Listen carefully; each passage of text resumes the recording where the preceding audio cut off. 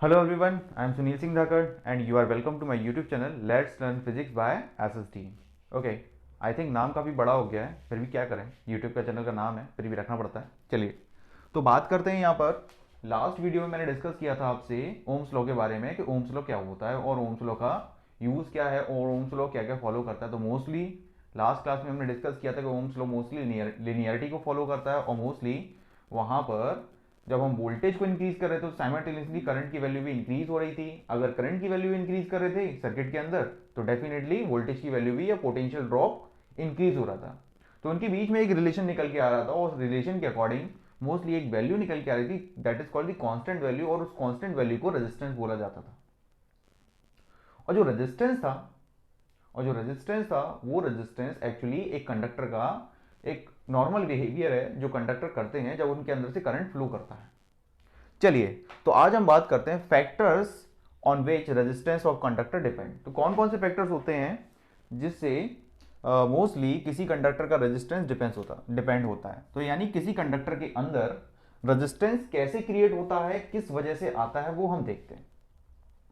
तो बच्चों, जैसे कि मैंने बताया था कि when the current are flowing in a particular conductor, तो definitely the current are flowing due to the movement of electron, because electron is a negative charge particle and negative charge particle going with a speed, जब speed से जाएंगे तो definitely कहीं टकराएंगे। जैसे highway पर कोई car वगैरह जाएगी तो डेफिनेटली टकराने के बहुत चांसेस होते हैं, है ना, एक्सीडेंट होने के चांसेस होते हैं। ओके, तो same thing when the electrons going with the fast movement they are collide to each other. हो सकता है वो रास्ते में किसी से टकरा जाए, किसी दूसरे वाले साथ वाले इलेक्ट्रॉन से टकरा गए। तो जब टकराएंगे तो वो क्या होगा, उनके अंदर जो एनर्जी थी वो खर्च हो गई, energy in the form of heat release हो गई। जब energy in the form of release होती है तो एनर्जी के नाम पे बचता क्या है, ठेंगा, यानी कुछ नहीं बचता है। जब कुछ बचेगा नहीं तो डेफिनेटली अब धीरे धीरे इलेक्ट्रॉन का जो मूवमेंट है स्लो हो जाएगा। जब स्लो होगा तो करंट का अमाउंट कम होगा। क्यों? क्योंकि उनके बीच में एक फिनोमेना आ गया, एक प्रॉपर्टी आ गई दैट इज कॉल्ड रेजिस्टेंस। तो सीधी बात है, जितना ज़्यादा कंडक्टर का लेंथ होगा उतनी ज़्यादा ही रेजिस्टेंस की वैल्यू होगी। तो फर्स्ट फैक्टर निकल के आता है कि रेजिस्टेंस यानी कि किसी मटेरियल का वो प्रॉपर्टी जो करंट के फ्लो को अपोज करे और अपोज करने के लिए उसकी लेंथ ही काफ़ी होती है। यानी बोलते ना यार रास्ता बहुत लंबा है, जाने में टाइम लगेगा, तो इलेक्ट्रॉन भी सोचता है यार रास्ता काफ़ी लंबा है, length of wire is more, length of conductor is more, so flowing of charge to move to one point to another point is very difficult.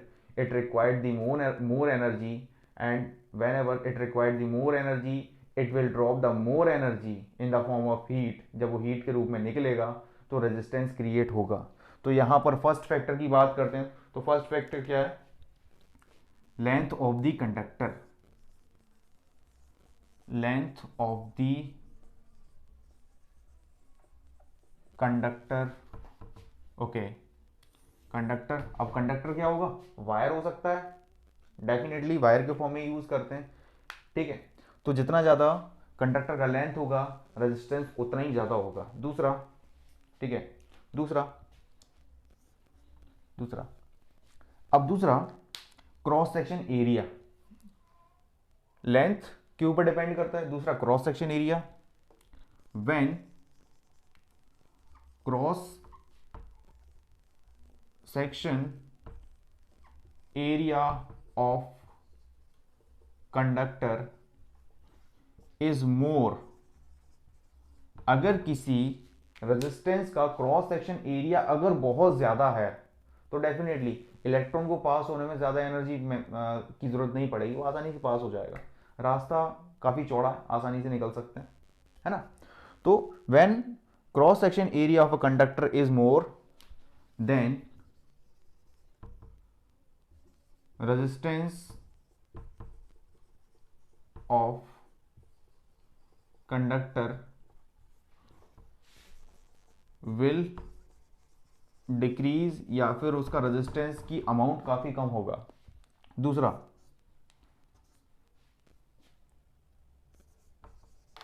Temperature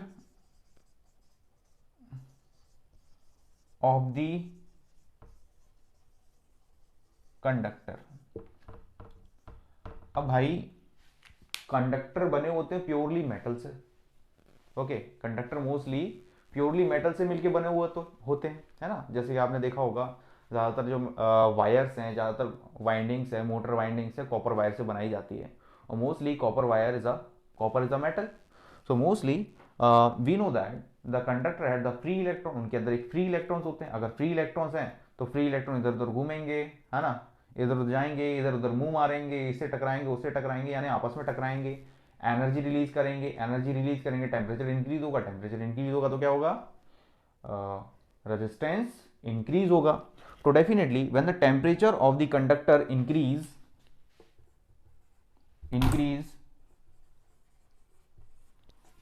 then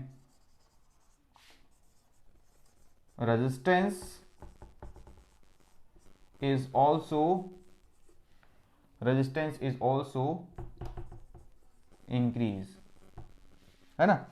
तो मोस्टली ये किसके अंदर होता है, मेटल्स के अंदर होता है। बट अगर हम सेमीकंडक्टर की बात करें तो सेमीकंडक्टर मटेरियल के अंदर टेम्परेचर इंक्रीज होने पे उसकी कंडक्टिविटी इंक्रीज होती है।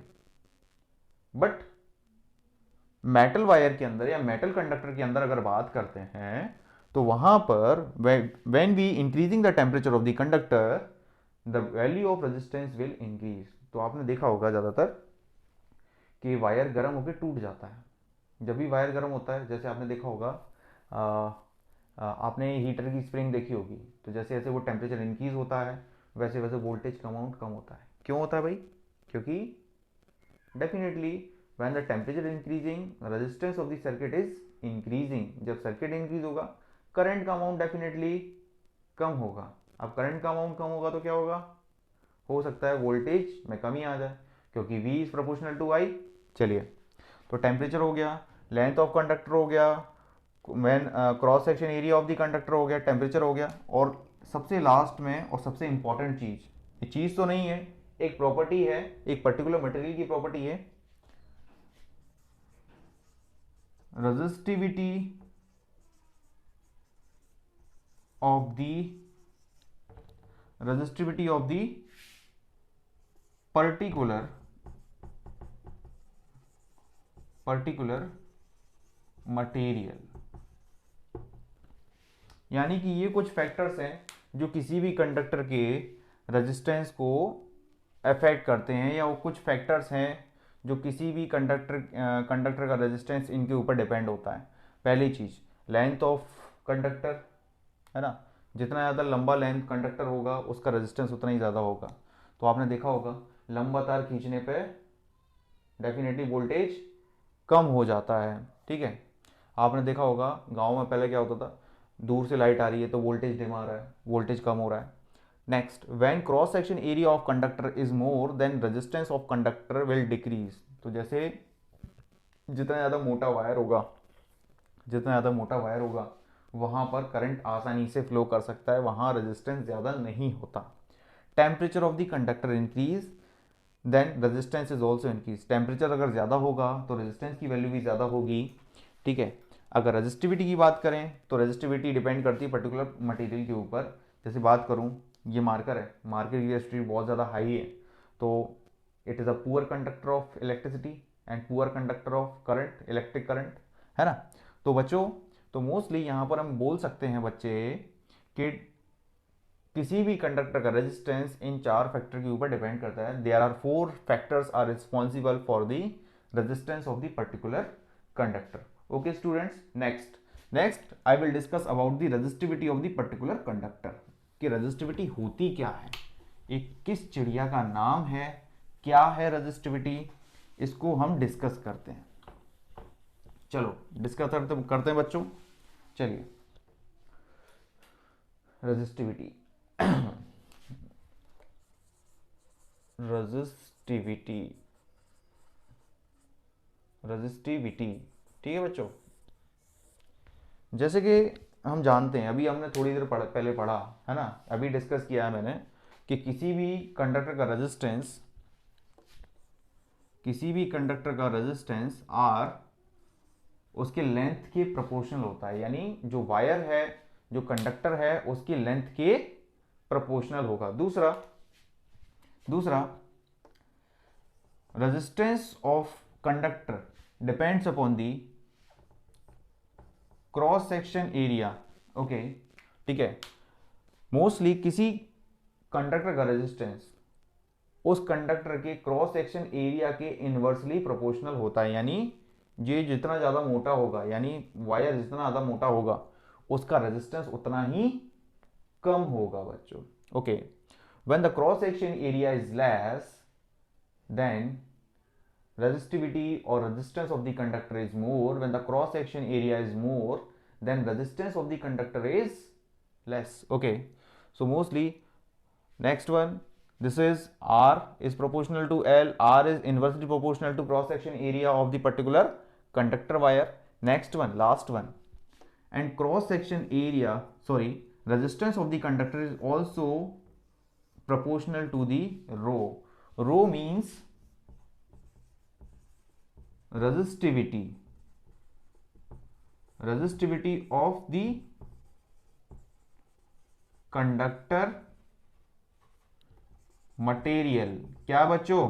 Conductor material. वो कंडक्टर मटेरियल कॉपर हो सकता है, एल्यूमिनियम हो सकता है, गोल्ड हो सकता है, प्लास्टिक हो सकता है, मिट्टी हो सकती है, पानी हो सकता है, डस्टबिन हो सकता है, ग्लास हो सकता है, टम्बलर हो सकता है, ट्राइपॉड हो सकता है, मोबाइल हो सकता है, चाहे मैं हो सकता हूँ, कुछ भी हो सकता है। ओके, तो हर एक मटेरियल की रेजिस्टिविटी अलग अलग हो सकती है। जैसे मेटल में बहुत सारे मेटल्स आते हैं, जैसे आयरन की रेजिस्टिविटी अलग है। resistivity of iron is different from the resistivity of copper, and resistivity of copper is different from the resistivity of gold and silver. So mostly हम कह सकते हैं, अगर सबसे हाई रेजिस्टिविटी की बात करें तो मोस्टली जो पुअर कंडक्टर ऑफ इलेक्ट्रिसिटी हैं they have the high resistivity. तो मोस्टली किसी सर्किट का सर्किट नहीं, किसी भी मटेरियल का रेजिस्टेंस इन 3 फैक्टर के ऊपर डिपेंड करता है। ठीक है, तो बच्चों ये इक्वेशन 1 है, ये इक्वेशन 2 है, ये इक्वेशन 3 है। अब इन तीनों को मिला देंगे, इन तीनों को जब मिला देंगे तो आपको क्या मिलेगा? ठीक है, आपको कुछ नहीं मिलेगा बच्चों, आपको रेजिस्टेंस मिल जाएगा और तो कुछ मिलेगा नहीं, है ना। तो R equals to rho into L by A, आपको ये प्रोडक्ट मिल गया। ठीक है, आपको ये प्रोडक्ट मिल गया कि किसी भी रेजिस्टेंस, किसी भी कंडक्टर या किसी भी मटेरियल का resistance mostly it is depends upon the resistivity of the particular conductor, length of the particular conductor and cross section area of the particular conductor. तो ये आपको मिल गया। और as you know that the unit of resistance is ohm. Okay, Bhole Baba का नाम लो और बोलो ओम। ठीक है, तो ये है बच्चों। चलिए, तो यहां पर ये तो रेजिस्टेंस आ गया। अब बात करते हैं, हम तो पढ़ रहे थे रेजिस्टिविटी, टॉपिक डाला हुआ रेजिस्टिविटी, और लिख क्या रहे हैं, क्या निकाल रहे हैं? रेजिस्टेंस। अब पूरा का पूरा जो मटेरियल है, ठीक है, या पूरा का पूरा रेजिस्टेंस है, अगर सबसे मेन इंपॉर्टेंट जो पार्ट है ये रेजिस्टिविटी है, यही इंपॉर्टेंट है। और इसी को हम छोड़ गए, इसी को भूल गए। भूले नहीं हैं बच्चों, बट यहाँ से हम क्या कर सकते हैं, इस कॉन्सेप्ट के थ्रू हम रेजिस्टिविटी की यूनिट फाइंड आउट कर सकते हैं।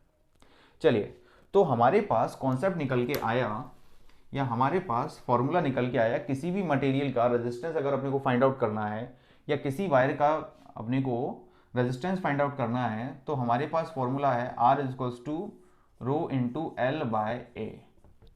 चलिए, तो ये तो आ गया फॉर्मूला।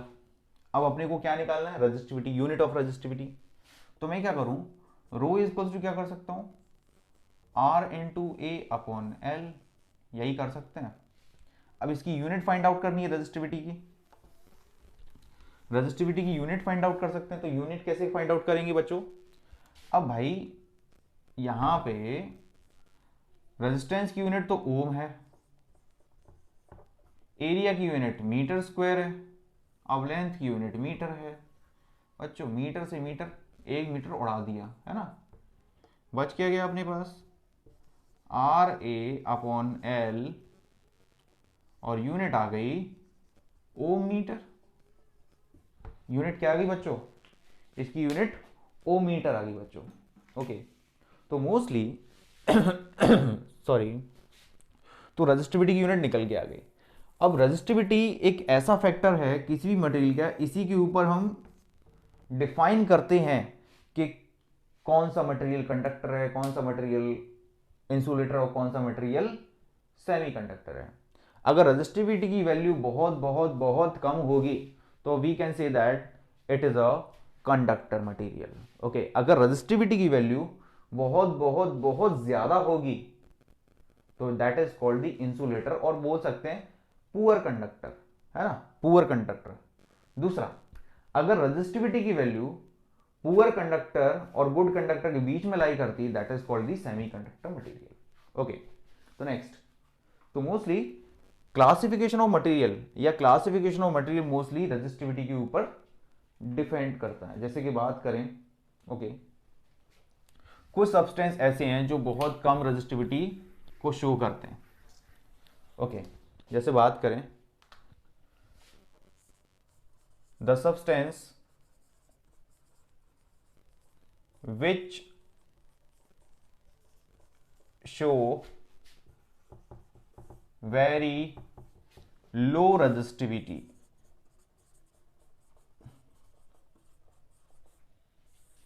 तो भाई कौन कौन से वो मटेरियल हैं जो लो रेजिस्टिविटी शो करते हैं, कौन कौन से भाई? एक तो सिल्वर है, गोल्ड है, कॉपर है, कॉपर हो गया, और क्या हो जाएगा बच्चों? कॉपर है, aluminium, aluminium, zinc, iron, nickel,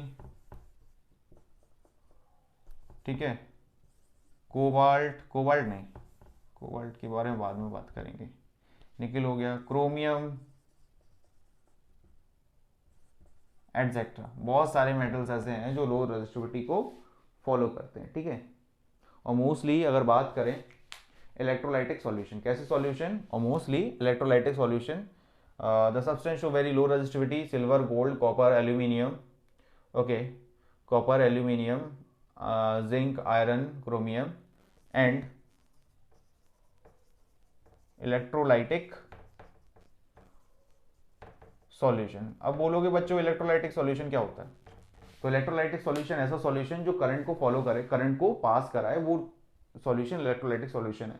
जैसे आपने सुना होगा पानी में करंट आ जाता है, प्योर वाटर में कभी भी करंट नहीं आता, कभी भी करंट फ्लो नहीं होता। अगर वाटर के अंदर मिनरल्स मिले होते हैं या सॉल्ट का अमाउंट बहुत ज्यादा होता है तो it will behave like a pure conductor material. Okay, 3 idiot देखी होगी, बाकी समझ जाओ, है ना। तो मोस्टली यहाँ पर हम बात करेंगे, कॉपर है, ठीक है, कॉपर है वगैरह वगैरह मेटल्स हैं, ठीक है। अब बात करते हैं हाई रेजिस्टिविटी वाले material. The substance which show very high resistivity, तो कुछ सब्सटेंस ऐसे हैं जो वेरी हाई रेजिस्टिविटी शो करते हैं, जैसे प्लास्टिक, वुड, ग्लास,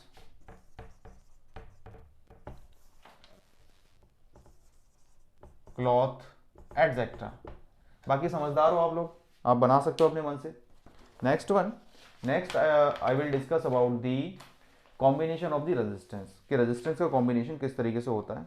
ओके, अब रेजिस्टेंस का combination is very important thing. Okay, तो कॉम्बिनेशन ऑफ रेजिस्टेंस बहुत ज़्यादा इंपॉर्टेंट टॉपिक है, ठीक है। इससे रिलेटेड बहुत सारे क्वेश्चंस बनते हैं, बहुत सारे न्यूमेरिकल्स बनते हैं साइंस के अंदर, ठीक है। और मोस्टली ये जो टॉपिक मैं डिस्कस करूँगा, combination of resistance and it is अपने आप में ही एक तरीके का बहुत बड़ा टॉपिक है। इससे रिलेटेड बहुत सारे न्यूमेरिकल्स आते हैं, इससे रिलेटेड आपसे पूछा जा सकता है कि इससे पूछा जा सकता है कि पर्टिकुलर सर्किट के अंदर करंट कितना होता है, पर्टिकुलर सर्किट के अंदर वोल्टेज ड्रॉप कितना होगा, इससे रिलेटेड बहुत सारे क्वेश्चंस बनते हैं बच्चों। तो ये टॉपिक काफ़ी ब्रीफली डिस्कस मैं करूँगा नेक्स्ट वीडियो में। ओके स्टूडेंट्स, तो बाकी हम नेक्स्ट वीडियो मिलते हैं। Okay bye bye to all of you. And अगर ये वीडियो आपको अच्छा लगता है तो इसे सब्सक्राइब करें, शेयर करें और लाइक ज़रूर करें और घंटी दबा दीजिएगा। Okay students, bye bye to all of you.